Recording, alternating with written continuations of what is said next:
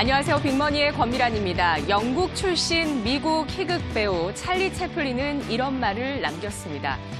인생은 멀리서 보면 희극이고 가까이서 보면 비극이다. 현재 고통스러운 주가 급락도 그러한 비극도 나중에 멀리서 지나고 봤을 때 다시 희극으로 느낄 수 있을까요? 코스피와 코스닥이 올해 장중 고점 대비해서 장중 저점까지 각각 코스피 22.97% 그리고 코스닥은 29.4%의 조정을 받은 모습입니다. 코스피 월봉 차트 함께 보고 계시는데요. 2011년 미국의 국가 신용등급 강등 이슈가 있었을 당시 2220선에서 1600포인트 선까지 중반까지 26% 코스피 지수가 하락하면서 올해 이 하락폭과 당시의 하락폭이 비교가 되고 있고요. 또 월간 기준으로는 2008년 10월 금융위기 당시로 되돌아갑니다. 1400선 중반에서 900선을 깬 이후에 1110선까지 회복이 됐었던 당시 월간 주가 수익률이 마이너스 23%를 기록했는데 현재 그 당시만큼 굉장히 처참한 월간 수익률을 보여주고 있다는 것이죠. 이미 경기 침체나 시스템 위기를 반영한 주가 수준을 나타내고 있다라면서 주가가 선반영되었다라고 이야기를 하고 있죠.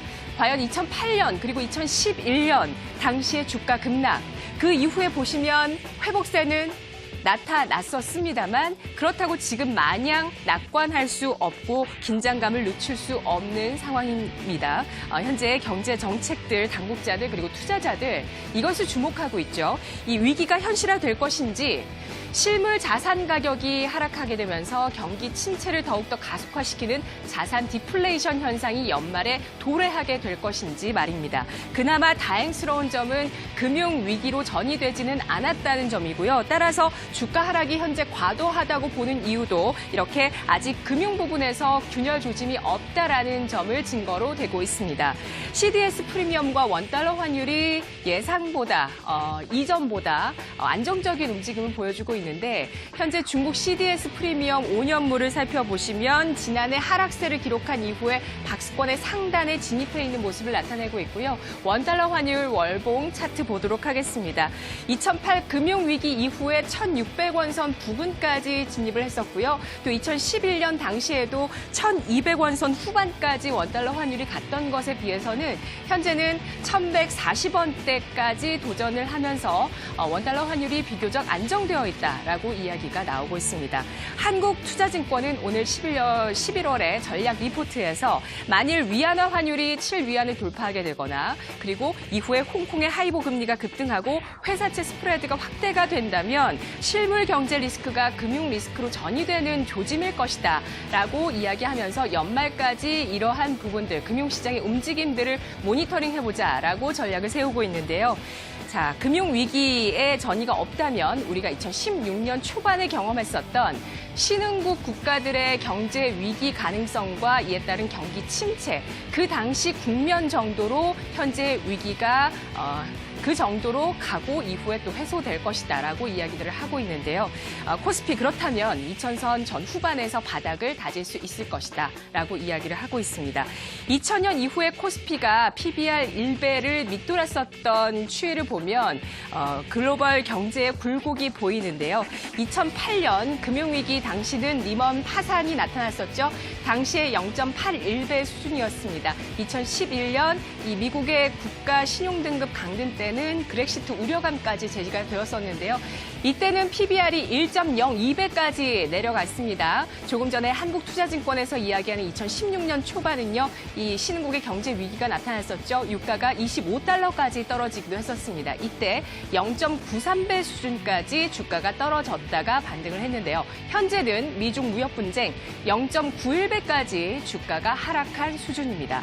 그런데 2003년 3월을 보시죠. 0.69배까지 떨어졌었던 때가 있었는데 이때는 버블이 붕괴되면서 경기 침체가 현실화되었던 국면이었습니다. 자, 하워드 막스의 시계추, 강세장과 약세장의 심리 추이를 오늘 인용한 증권사도 있었습니다. 하워드 막스는 주식시장의 심리 변화가 일정한 사이클을 보여준다라고 이야기를 하면서 현재는 약세장 2단계, 3단계 사이 어딘가이거나 3단계를 지나 강세장 1단계로 가기 위한 그러한 국면일 것이다라고 이야기를 했는데요. 약세장의 2단계는 대부분의 투자자들이 상황이 악화되고 있음을 인식할 때고요.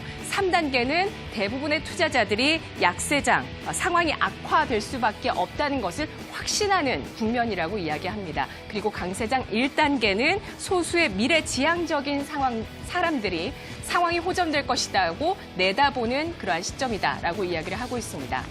하워드 막스는 확실한 것은 단 한 가지가 있다고 이야기를 하고 있는데요. 극단적인 시장의 움직임이 나타난 이후에는 항상 반전이 있었다는 것입니다.